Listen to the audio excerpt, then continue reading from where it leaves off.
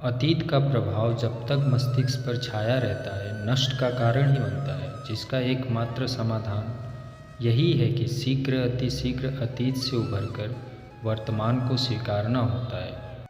अगर आप वीडियो देख रहे हैं तो कृपया इसे पूरा देखें। अशांत मन चिंता को जन्म देता है और चिंता मन को और अशांत करती है, जिससे निराशा ही उत्पन्न होती है और निराश मन असफलता का कारण बनता है।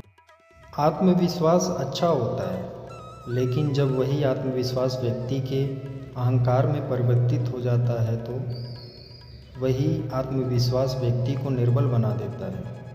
प्रत्येक यात्रा वह बड़ी हो या छोटी अवश्य ही कोई ना कोई फल देती है। असत्य बोलने का तात्पर्य है असत्य को जानते हुए भी सत्य को बदल देना, और गोपनीय होने का तात्पर्य है सत्य का ज्ञान होते हुए भी सत्य को ना कहना। ज्ञान को अपने तक सीमित रखना ज्ञान का अपमान है, और ज्ञान का अपमान केवल अहंकारी ही कर सकता है। उचित समय पर यदि कोई कार्य करना भूल जाए तो उसे पुनः करने के लिए उपयुक्त समय का प्रतीक्षा करनी पड़ती है। जिस प्रकार सुख की अनुभूति के लिए दुख का आभास अनिवार्य है, उसी प्रकार साहस की अनुभूति के लिए भय का सामना भी अनिवार्य है।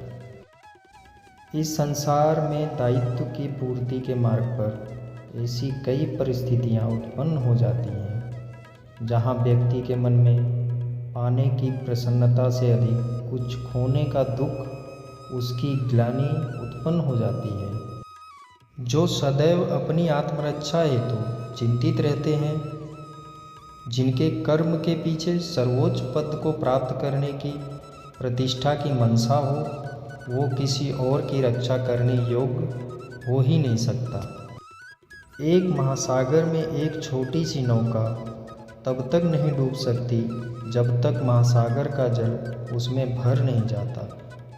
उसी प्रकार हमारे बाहर कितना ही दोष क्यों न हो, हम नकारात्मक सोच वाले व्यक्तियों से घिरे ही क्यों न हो, जब तक हम उनके दोष उनकी नकारात्मकता को अपने भीतर प्रवेश नहीं करने देते, तब तक हमें कोई भी डुबा नहीं सकता।